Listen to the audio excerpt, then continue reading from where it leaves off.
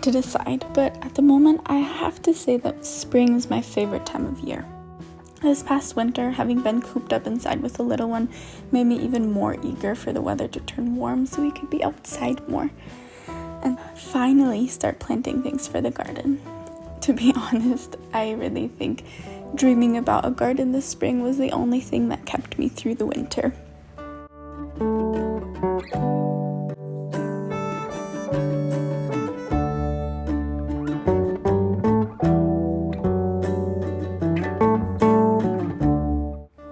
We started at the end of February, which admittedly may have been a tad early for some things, but I was so excited to get started.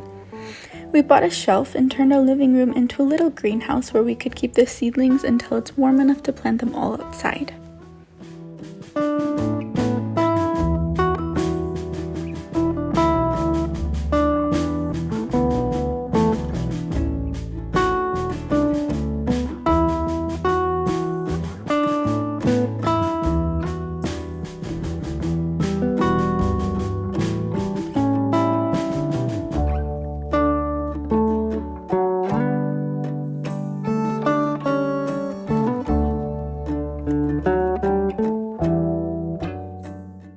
One helpful thing that I've learned this time around is to plant seedlings in an old egg carton that I had laying around.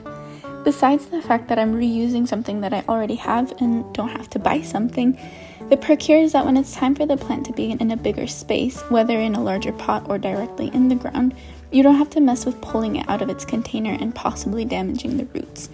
You can just cut out the part that you want and put it directly into its new home. Because as you can see here, the roots can go through it, and within a pretty short amount of time, the cardboard will completely decompose.